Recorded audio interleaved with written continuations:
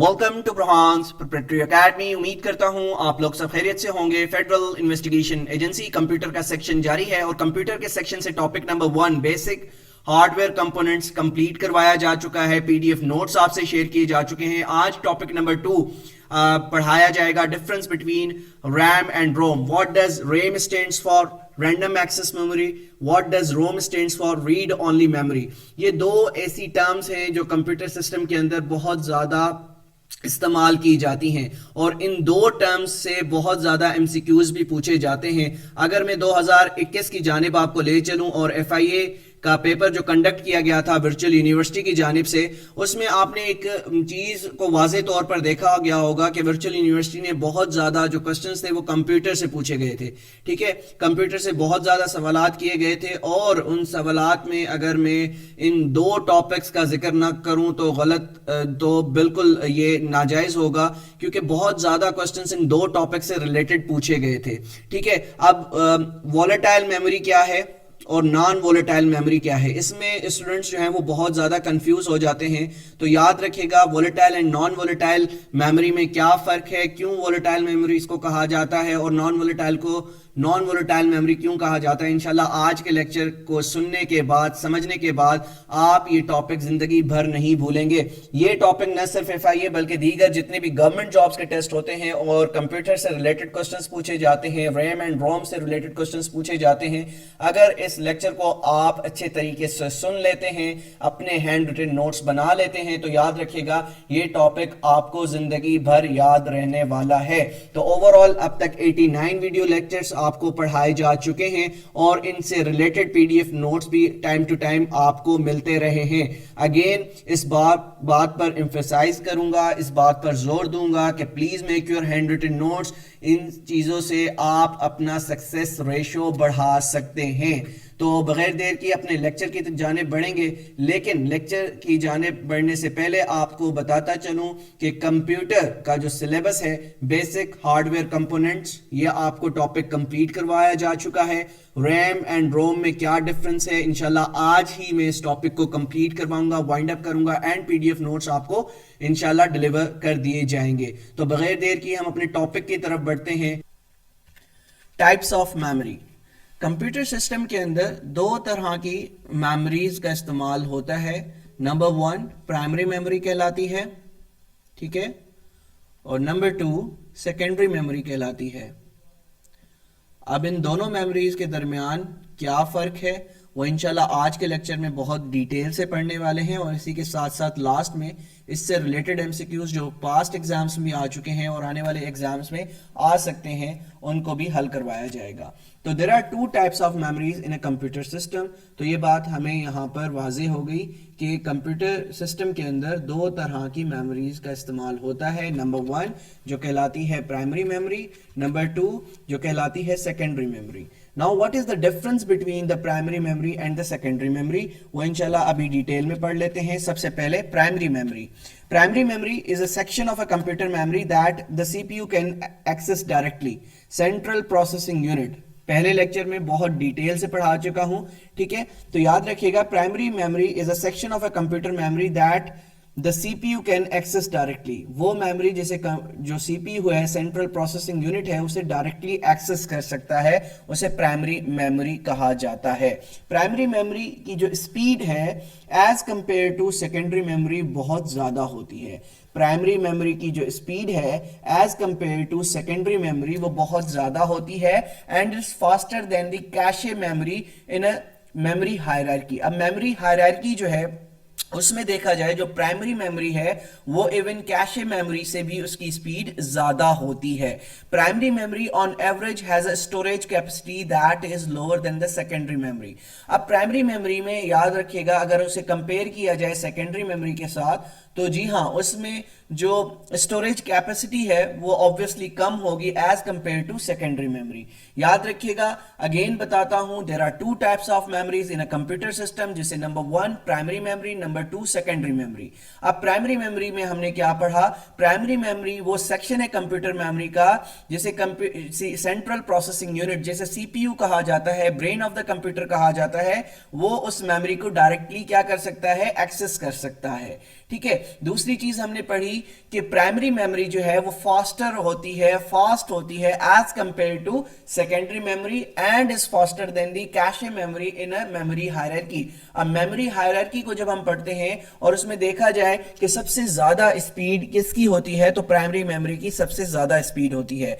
जब हम बात करते हैं स्टोरेज की, ठीक है, primary memory on average has a storage capacity that is lower than the secondary memory। इसका मतलब क्या हुआ, प्राइमरी मेमोरी के अंदर जो स्टोरेज कैपेसिटी है वो कम होगी as compare to secondary memory. ठीक है, अ सीपीयू और a processor can not access secondary memory directly.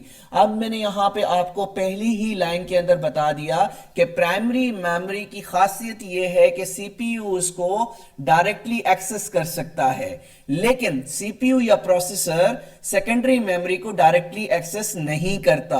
याद रखिएगा, प्राइमरी मेमोरी को central processing unit CPU directly access कर सकता है, लेकिन सीपीयू या प्रोसेसर सेकेंडरी मेमोरी को डायरेक्टली एक्सेस नहीं कर सकता। अगेन बताता चलूं कि प्राइमरी मेमोरी जो है वो तेज होती है as compare to secondary memory, और अगर हायरार्की की बात करें, मेमोरी हायरार्की की बात करें, तो primary memory even cache memory से भी ज्यादा तेज होती है।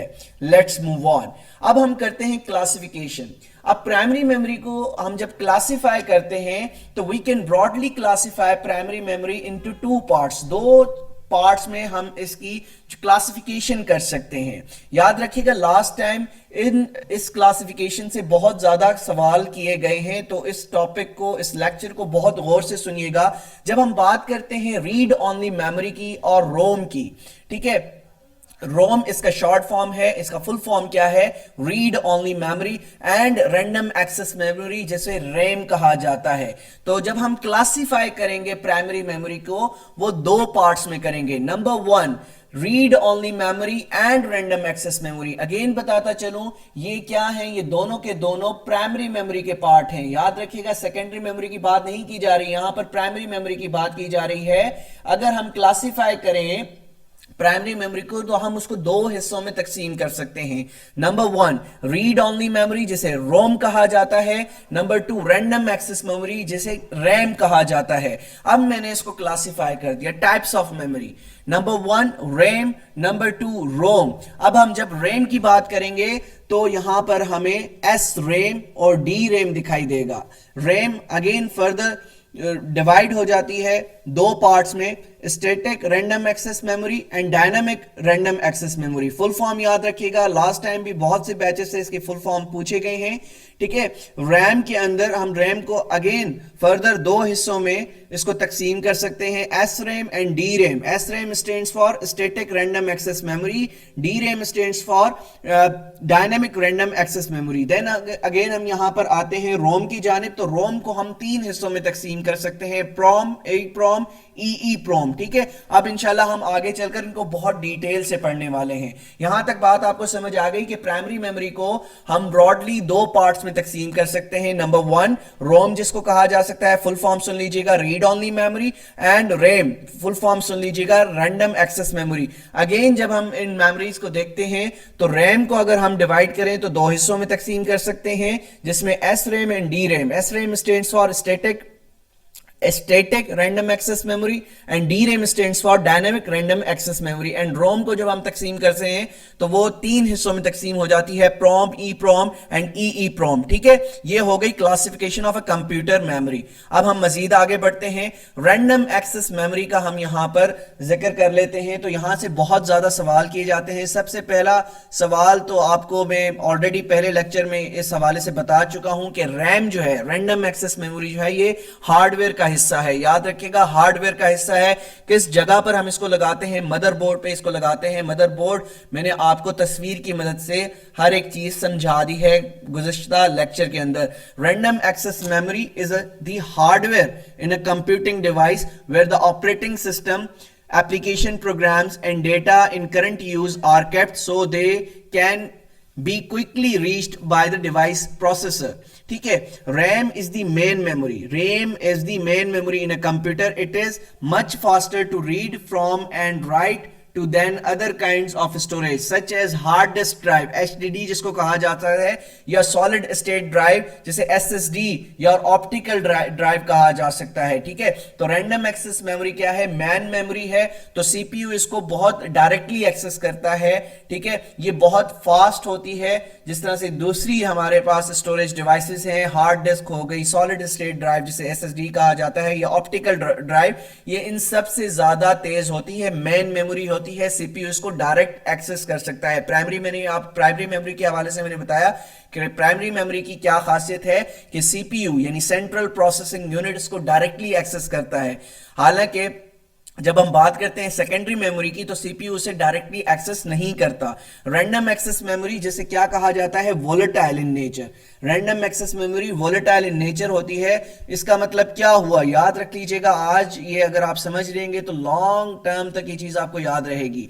वोलेटाइल से क्या मुराद है? Random access memory RAM volatile क्यों है? That means data is retained in RAM as long as the computer is on, but it is lost when the computer is turned off. इस वक्त मैं आपको लेक्चर डिलीवर कर रहा हूं computer के ऊपर, तो याद रखिएगा इस वक्त जो रैंडम एक्सेस मेमोरी में जो डेटा मौजूद है वो जब तक ही उसमें रहेगा जब तक ये कंप्यूटर ऑन है। जैसे ही कंप्यूटर का स्विच में निकाल दूंगा तो जो डेटा रैंडम एक्सेस मेमोरी में मौजूद होगा वो डिसअपीयर हो जाएगा, खत्म हो जाएगा। तो इस वजह से इसको कहा जाता है वोलेटाइल मेमोरी। अगेन सुन लीजिएगा, रैंडम एक्सेस